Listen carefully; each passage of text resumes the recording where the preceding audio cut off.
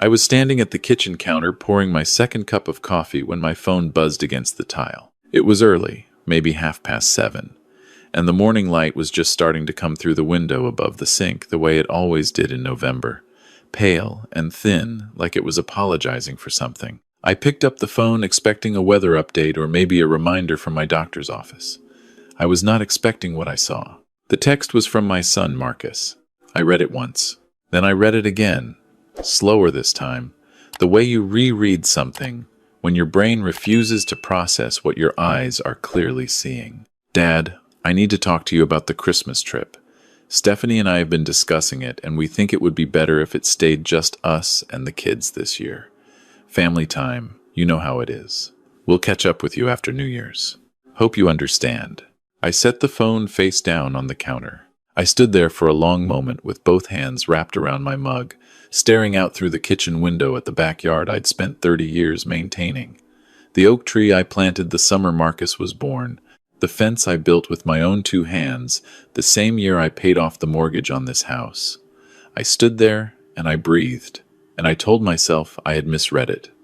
So I picked the phone back up and I read it a third time. I had not misread it. My name is Raymond Calloway. I am 63 years old. I spent 31 years working as a master electrician, ran my own contracting business for the last 18 of those years, and I retired 14 months ago with a paid-off house, a decent savings account, and what I believe to be a close relationship with my only son and his family. My wife Carol passed 7 years ago from a cancer that moved faster than any of us were prepared for, and after she was gone, Marcus and his wife Stephanie and their 2 kids became the center of everything for me. They were all I had left of the life Carol and I had built together. I drove 40 minutes each way to watch my grandchildren's soccer games. I showed up every Thanksgiving with a smoked turkey Carol used to make, and that I had learned to make myself because the kids expected it, and I couldn't bear to disappoint them. I fixed things at their house on weekends. I lent money that was never paid back and never asked to be. I was, by any reasonable measure, a devoted father and grandfather who had quietly and consistently made himself available for whatever his family needed. And now I was being told that the Christmas cabin trip I had been planning for 4 months, the trip I had put down a $3,000 non-refundable deposit on, the trip I had been looking forward to since October when the leaves started turning, was happening without me. I called Marcus. He let it ring 4 times, and then sent me to voicemail. I waited 10 minutes and called again. This time, he picked up. "Hey, Dad," he said, and his voice had that particular flatness it gets when he knows he's done something wrong and has already decided not to apologize for it. "Marcus," I said, "I need you to explain that text to me." There was a pause. I could hear Stephanie in the background, the sound of cabinet doors and the kids getting ready for school, the ordinary noise of a household morning that I was suddenly on the outside of. I said it pretty clearly," he said. "Stephanie and I just feel like the holidays should be about immediate family this year. The kids are at an age where they want it to be just us, their parents and their siblings. That kind of dynamic. Their siblings," I repeated. "You have 2 children, Marcus. There are no siblings. You know what I mean." "I'm not sure I do," I said, because what I understood when I put down $3,000 on that cabin in December was that I was booking it for all of us. That was a family trip. You and Stephanie and the kids and me. That was the plan we agreed on in September. Another pause, longer this time. "Stephanie just thinks it'll be less stressful without—" He stopped himself. "Without what?" I asked. "Without a lot of extra people, Dad. It's not personal. I want to say that I stayed calm during that phone call. And mostly, I did. I said a few more things, careful, measured things, and Marcus gave a few more non-answers, and we ended the conversation the way we had been ending difficult conversations for the last several years, which was with nothing resolved, and both of us pretending otherwise. When I hung up, I put the phone in my pocket, and I went and sat down in the armchair in the living room, the one Carol used to read in, and I stared at the wall for a while. I kept turning one thought over in my mind. What was supposed to make sense about family time when the person being excluded was your own father? What kind of definition of family drew that particular line? I didn't sleep much that night.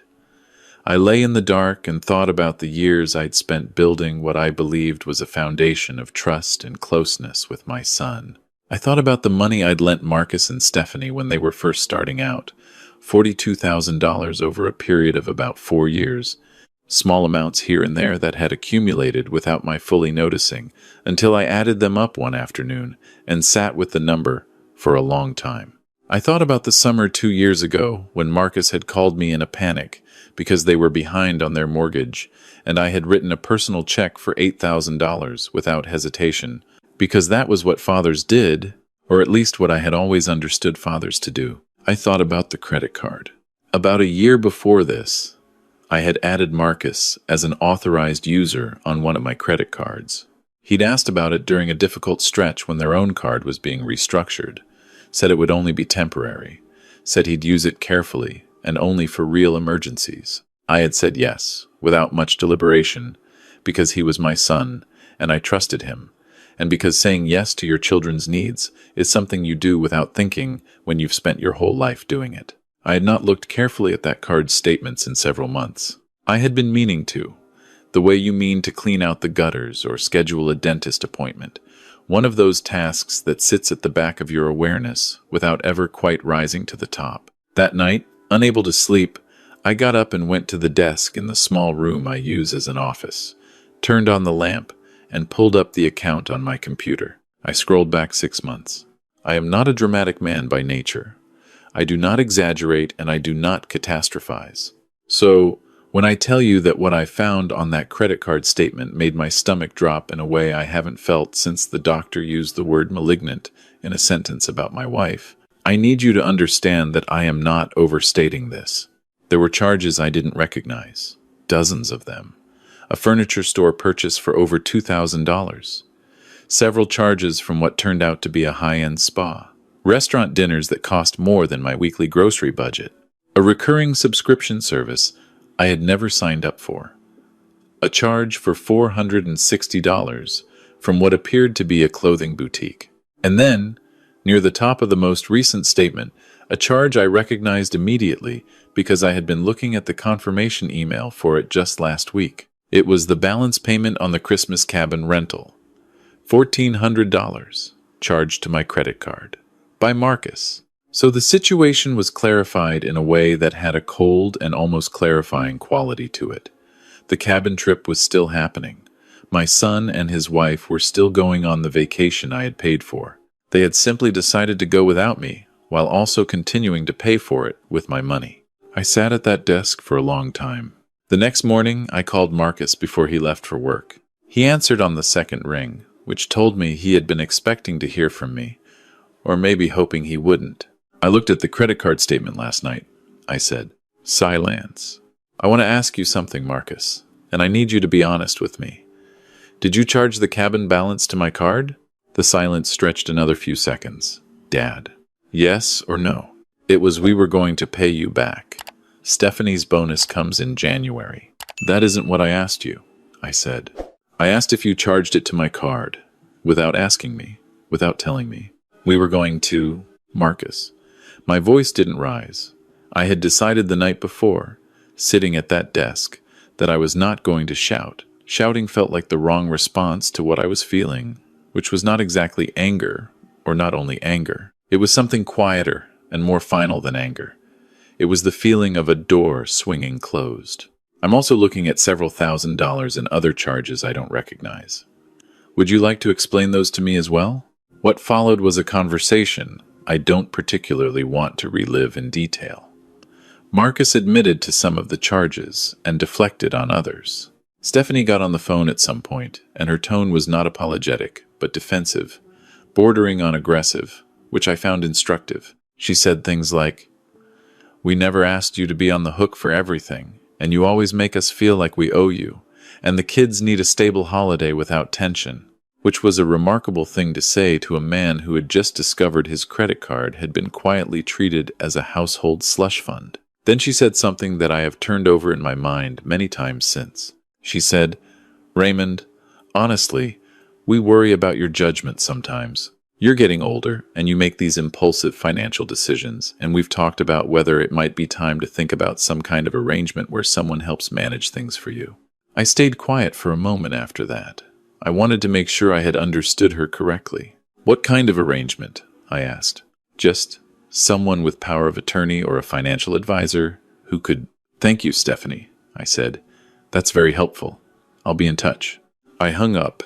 I need to be honest about what happened in the hours after that phone call, because I think it matters. I did not immediately make a series of bold, decisive moves. I sat in that armchair again. I made a turkey sandwich and ate half of it. I walked around the backyard in the cold for a while with my hands in my pockets, looking at the oak tree. I called my old friend Dennis, who has known me since our 30s, and I told him the whole thing from the beginning, and when I was done, there was a pause, and Dennis said, "Ray, what are you going to do?" I told him I didn't know yet. "Do you need me to come over?" I told him I was okay. And I was, in the strange way that you can be okay when something has become too clear to be painful anymore, when the clarity itself is almost a relief. That evening I sat down at my desk again. I had a legal pad in front of me and I wrote some things down. Not a list exactly, more like an accounting, the way you'd do a job estimate.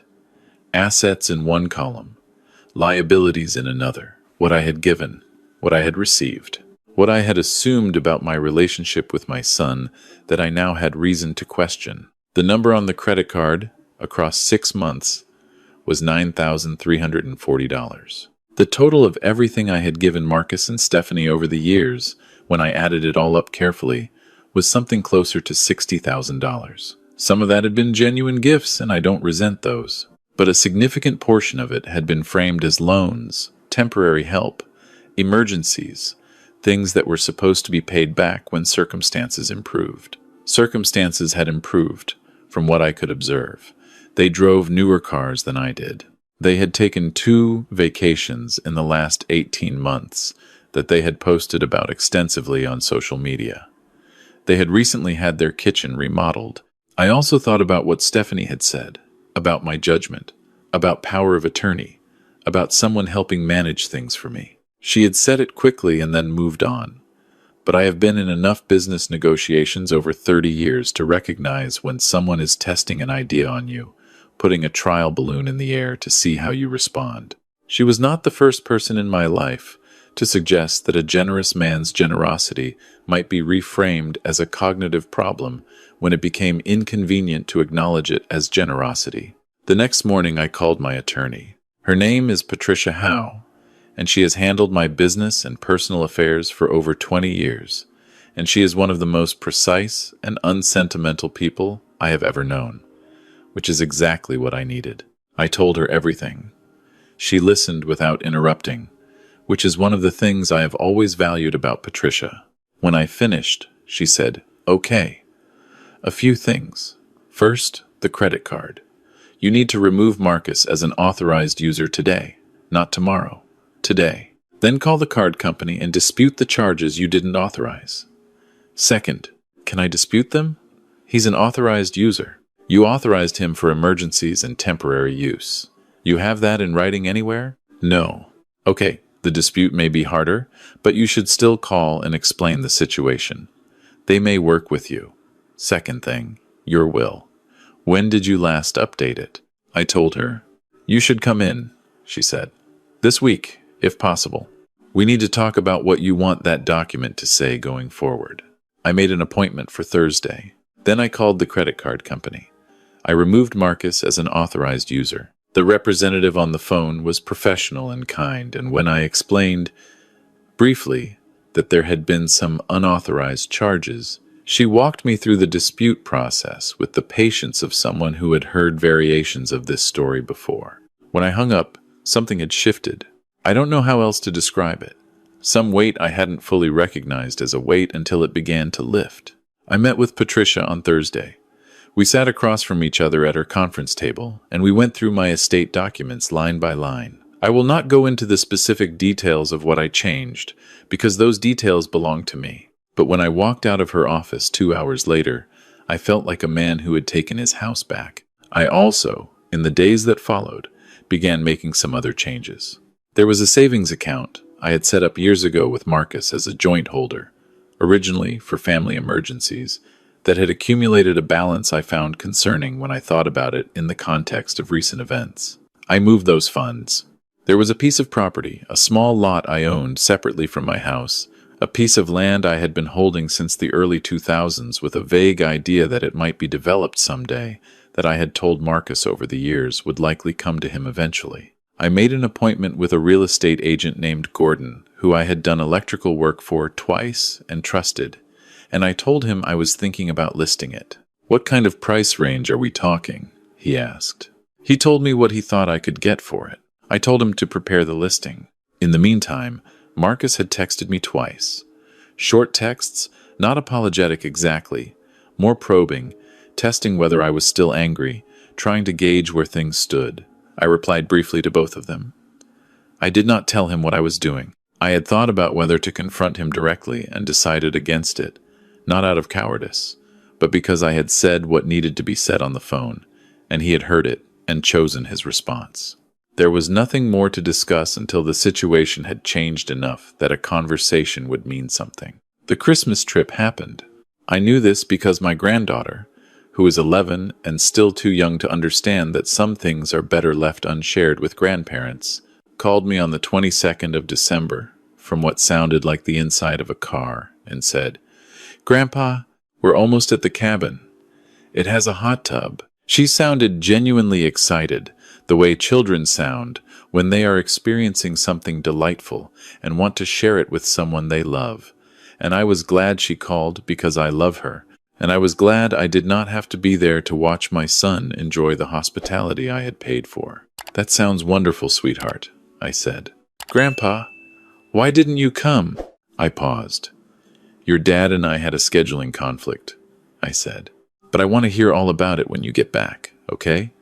Every detail." She promised she would tell me everything. She was as good as her word, calling me 3 days later with a 20-minute account of a sledding hill and a board game and a moment when her brother got snow down the back of his jacket, and I laughed with her and asked questions and told her I was glad she'd had a good time, because I was. I spent Christmas Eve with Dennis and his wife. We ate pot roast and played cards and watched old movies until past midnight, and when I drove home, the streets were empty and the houses had their lights up and it was cold and clear, and I did not feel sorry for myself. I felt something more like resolve. The land sold in January. Not instantly, but faster than Gordon expected, and for a figure that came within a few $1,000s of his optimistic estimate. I will not specify the number because I don't think specifics serve any purpose here except to invite arguments about whether I handled my finances correctly, and I already have Patricia for that. What I will say is that it was enough, combined with my existing savings and retirement accounts, to do what I had begun to think about doing. I had been thinking about it seriously since the day I walked out of Patricia's office. I had been thinking about it in the form of a question that I kept returning to, lying awake in the mornings before the light came through the kitchen window. The question was simple. If I had been spending 30 years making myself available and useful and present for people who did not particularly value that presence, what would it look like to spend the next portion of my life differently? I bought a truck, a good one, a used F-250 with low miles and a solid hitch, the kind of truck I had always wanted but had never bought because there was always something the household money needed to go toward instead. I bought it cash from a dealership in the next county, and when I drove it off the lot, I sat in the parking lot of a diner nearby for a few minutes with both hands on the wheel, just getting used to the feeling of it. Then I bought a fifth-wheel camper. I had looked at them for years in the abstract, the way you look at things you think you don't deserve or can't justify. And now I went and looked at them in person, walking through the models at a large dealership outside of town with a salesman who was cheerful and informative and did not push me.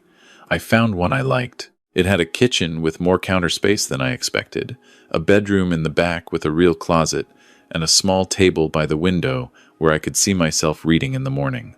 I thought of Carol briefly. The way I sometimes do when I'm making a decision I know she would have opinions about, and I thought she would have rolled her eyes at the price and then immediately started asking about storage space. I bought it. Marcus called me in mid-January. It was the first time he had called rather than texted since December, which told me something had come to his attention. "Dad," he said, "did you sell the Hendricks lot?" "I did," I said. A pause. "Why?" "Because it's my property," I said, "and I needed the capital for some other plans." "What plans?" "Dad, that land was going to you. Always said that was going to." "Marcus," I said, "I need you to understand something. I have spent a number of years making financial decisions based on assumptions about my family that recent events have shown me were not accurate. I'm adjusting." "What does that mean, you're adjusting?" "It means I'm adjusting. Dad, are you okay? Are you making good decisions right now? Because Stephanie and I have been worried." "Marcus," I kept my voice level, "do not finish that sentence, and tell Stephanie the same. I am 63 years old, and I have been managing my own affairs since before your mother and I got married. My judgment is excellent. My attorney agrees. My financial advisor agrees. If you have something you'd like to say to me about our relationship, I am open to that conversation. But I am not available to be discussed as though I am a problem to be managed." There was a long silence on the line. "I know I hurt your feelings about Christmas," he finally said. "I know that wasn't handled well. It was not an apology, but it was the closest thing to one I had heard since September." "I appreciate you saying that," I said, and I meant it partly. "So can we talk? Maybe have dinner?" "Not right now," I said. "I'm in the middle of getting ready for a trip." "A trip? Where are you going?" I looked out the window at the driveway, where the truck sat next to the camper I had spent the last 3 weeks getting ready. New tires, a full tank of propane, the kitchen stocked, a folder of campground reservations sitting on the passenger seat. My dog and I'll get to the dog in a moment, asleep in a patch of sunlight on the porch. "I haven't entirely decided," I said. "South first. Then I'll see." The dog was not part of the original plan, but the dog was perhaps the best thing that came out of all of this. Her name is Bess. She is a 3-year-old hound mix with one slightly bent ear and a quiet, serious disposition that suited her to a man living alone. I found her at the county shelter in December, 2 weeks after the Christmas trip, on a day when I had driven past the shelter without intending to stop, and then turned the truck around for reasons I couldn't have fully articulated. I walked through the kennel building with a shelter volunteer who was telling me about adoption requirements, and Bess was in the third run from the end, sitting upright and dignified, looking at me with the calm, focused attention of someone who was reserving judgment but not opposed to a conversation. I took her home that day. She learned the truck quickly. She learned that I got up early and moved slowly in the mornings until the coffee was made. She learned that I liked to sit outside in the evenings, and that she was welcome to lie at my feet during that time. I learned that she was not a dog who demanded attention, but was deeply appreciative when she received it, which suited me fine. We left on a Tuesday in February, the truck pulling the camper down a road I had driven 100 times in the direction of the interstate. Bess sat in the passenger seat with her head out the window for the first 20 miles, and then curled up and went to sleep. The morning was cold, and the sky was a particular shade of winter blue that reminded me of mornings years ago when I would drive to job sites in the dark and feel the particular satisfaction of work that needed to be done and a man capable of doing it. I thought about Marcus. I thought about whether I had handled things correctly, whether there was a version of this where I had said or done something different and it had turned out differently. I don't think there was. I think sometimes you look clearly at a situation, perhaps for the first time after a long period of looking at it through the distorting glass of hope and habit, and you see it as it actually is rather than as you wished it were, and then you have to decide what to do with that clarity. I did not hate my son. I want to be precise about this. I was not leaving because of hatred, or even because of injury. Though I was injured, I was leaving because I had spent a long time organizing my life around being needed by people who had quietly come to confuse being needed with being used, and I was no longer interested in that particular arrangement.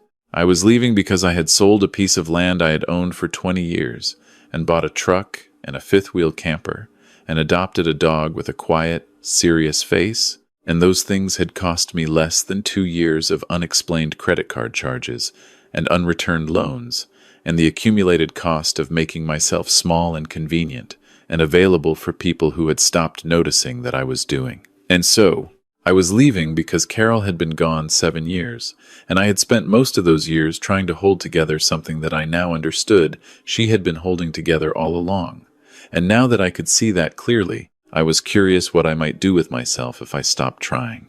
The first campground was in Tennessee, in a state park I had looked at online and wanted to visit for years. I pulled in on a Wednesday afternoon and set up the camper in a site at the edge of the park, with a view of bare winter trees and a creek. Bess explored the perimeter of the site with methodical interest, while I connected the utilities and opened the awning and set up the 2 camp chairs I had bought at a sporting goods store, one of them at a height that was comfortable for a dog who liked to sit with her front paws in a chair. I made coffee in the camper kitchen and brought it outside and sat in the cold with my hands around the mug and watched the creek move over the rocks. And I thought about the life I had come from and the one I was moving toward, and I found that I was not sad. I was, for the first time in a long time, something closer to free. I stayed at that park for 4 days. I hiked trails I had not known existed. I talked to other campers in the easy way that strangers talk when they are all in the same temporary community with no obligations to each other. I met a retired couple from Ohio with a dog that was briefly and intensely interested in Bess, and we talked for an hour about roots and campgrounds and the particular pleasures of having a kitchen that moved with you.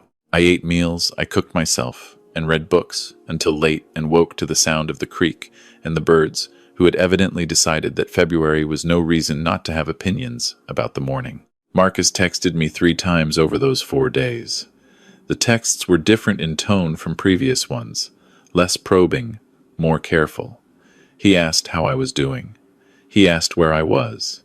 He said the kids had been asking about me, which I believed because my grandchildren had never done anything to deserve to be caught in the middle of this, and I had no intention of letting them remain there. I texted back brief, warm responses.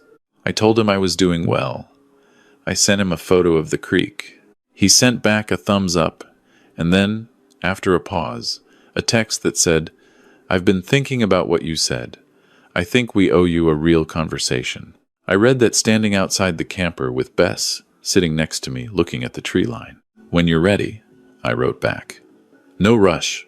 I drove south from Tennessee into Georgia, following no particular schedule. I stopped when something interested me. I stayed 2 nights in a campground near a mountain that I hiked in cold, clear weather, with Bess trotting ahead of me with the focused authority of a dog who has decided that trail hiking is her vocation. I stopped for 3 days in Alabama, which surprised me by being beautiful in February, the bare trees and the red clay and the long, quiet roads. I drove into Mississippi on a morning so foggy I could barely see the highway and ate breakfast at a diner where the waitress called me honey and refilled my coffee without being asked. And I thought, this is the country I grew up in and somehow never had time to look at. I called Dennis every few days. He and his wife were planning to come meet me for a week in March, somewhere in New Mexico if I got that far, and we talked about routes and campgrounds the way I used to talk with colleagues about job bids, with the pleasure of men who enjoy logistics and have good information to share. I told him about Marcus's text. He was quiet for a moment. "What are you going to say?" he asked. "I'm going to say what I've been saying," I told him. When he's ready to have an honest conversation, I'm ready to have it. But I'm not going back to the way things were. "No," Dennis said. "You shouldn't." I'm not angry at him. I know you're not. I just can't. I stopped. Tried to find the right words. I can't keep being someone's safety net when they've decided they don't need to treat me like a father. Dennis was quiet for a moment. "Ray," he said, "I think Carol would be proud of you." I didn't say anything for a second. "She would have also said you should have done this 5 years ago," he added. I laughed. He was right on both counts. I am writing this from a campsite in Texas, which is as flat and enormous as everyone tells you it is. The sky above it, so wide, it becomes almost impossible to take seriously as a sky. Bess is asleep on the other camp chair. The evening is warm in the way Texas evenings are warm even in February, like the air is trying to tell you something about the months ahead. There is a family 3 sites down with 2 little kids who have been running back and forth since sundown with the inexhaustible energy of children who have no concept of bedtime. I watch them and think about my grandchildren. I think about them often. I am not gone from their lives, and I do not intend to be. I have already made plans to see my granddaughter for her spring birthday, and her brother and I have been texting about a fishing trip that I promised him we would take before the summer. My relationships with those children are my own, independent of whatever needs to be worked through between Marcus and me, and I have made that clear to everyone, including Marcus. Marcus and I are going to have that conversation. I believe it will happen. I believe he knows, in the way that sons sometimes finally know things they have been resisting knowing, that what happened in November was not acceptable, and that the version of our relationship he had grown comfortable with was not the relationship he is entitled to. I don't know what comes after that conversation.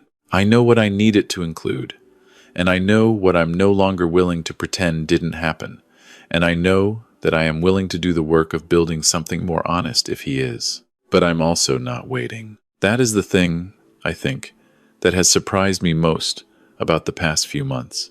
How clearly I am not waiting. I woke up this morning before the sun, the way I always do, and I made coffee in the little kitchen that moves with me. And I took it outside, and I sat in the dark with Bess, and I watched the sky go from black to dark blue to the particular pale gray that comes just before dawn, and I did not feel old. I felt like a man who has accounted for his time and resources and found that when you stop subsidizing the lives of people who take that subsidy for granted, you have more left than you expected. I felt like a man who sold a piece of land he'd been holding on to for 20 years and bought a truck and a camper and a dog and drove south into the country he'd been meaning to look at and found it exactly as large and various and worth looking at as he had always suspected. The sun came up over the flat Texas horizon like a door swinging open. Bess lifted her head, decided it was satisfactory, and went back to sleep. I finished my coffee and started thinking about breakfast, and then about the road south, and then about nothing in particular.